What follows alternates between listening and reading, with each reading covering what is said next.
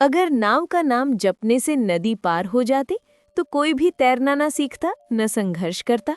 बुद्ध ने कहा, सिर्फ नाम रटने से नहीं, नाम के भाव को जीने से मुक्ति मिलती है। आइए इसे इस कहानी के माध्यम से समझते हैं, लेकिन शुरू करने से पहले अगर आप हमारे चैनल पर नए हैं तो अभी सब्सक्राइब कर लें ताकि ऐसी ही प्रेरणादायक बुद्ध की कहानी आपको रोज मिलती रहे।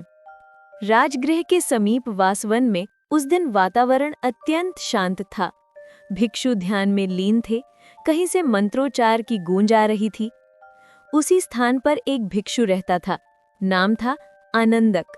वो बुद्ध का अत्यंत श्रद्धालु अनुयायी था। दिन रात उसका एक ही कार्य था, बुद्धम शरणम गच्छामि, धम्मम शरणम गच्छामि, संघम शरणम गच्छामि।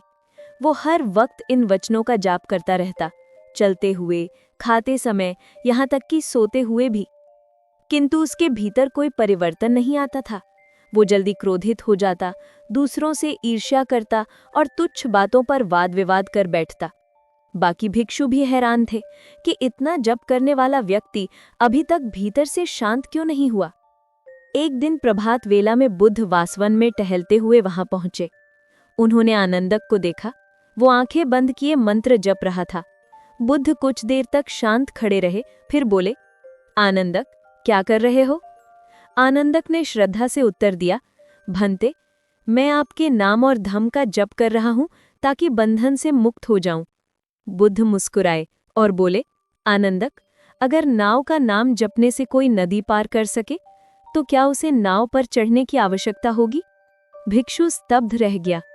बुद्ध ने आगे कहा, नाम और वचन तो केवल स्मरण के लिए हैं, पर मुक्ति तभी मिलेगी जब तुम उस नाम के भाव को अपने आचरण में उतारो। बुद्धम शरणम गच्छामि का अर्थ केवल कहना नहीं है, इसका अर्थ है बुद्ध की करुणा, बुद्ध की सजगता और बुद्ध की दृष्टि को अपने भीतर जगाना। आनंद की आंखों से आंसू निकल आए। उसे पहली बार एहसास हुआ कि वो केवल शब्दों में फंसा हुआ था, लेकिन जीवन की सच्चाई को नहीं जी पाया था। उसने बुद्ध के चरणों में सिर झुकाया और कहा, भंते, अब मैं केवल जप नहीं करूंगा, मैं आपके उपदेशों को जीवन में उतारूंगा। इसके बाद आनंदक ने जप को त्यागा नहीं, पर उसने उसे जीवन में ढाला। अब वो करुणामय था, शांत था और दूसरों के प्रति नम्रता से पेश आता था। वो केवल बुद्ध का नाम नहीं लेता था, बल्कि बुद्ध की करुणा को जीता था। कुछ महीनों बाद जब बुद्ध ने उसे देखा तो बोले, अब तुम समझ गए हो आनंदक, नाम तब सार्थक होता है जब वो जीवन बन जाए। केवल शब्दों का दोहराव नहीं, उनके अर्थ का अनुभव ही सच्चा साधना है। इस कहानी से हमें ये शिक्षा मिलती है कि केवल नाम रटने से नहीं, उस नाम का भाव समझने और जीने से मुक्ति मिलती है। जैसे दीपक का नाम लेने से अंधकार नहीं मिटता, जब तक दीप स्वयं न जलाया जाए। पूजा, जप या उपवास तभी फलदायक है जब वो हमारे स्वभाव में परिवर्तन लाए।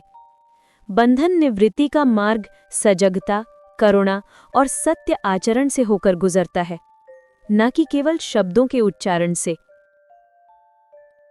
जो केवल नाम जपता है वो द्वार के बाहर ही रह जाता है, पर जो नाम के अर्थ को जीता है वही मुक्ति के द्वार तक पहुंचता है। अगर आपको ये कहानी पसंद आई तो इसे लाइक, शेयर और हमारे चैनल को सब्सक्राइब जरूर करें ताकि ऐसी ही प्रेरणादायक बुद्ध की कहानी आपको रोज मिलती रहे। धन्यवाद।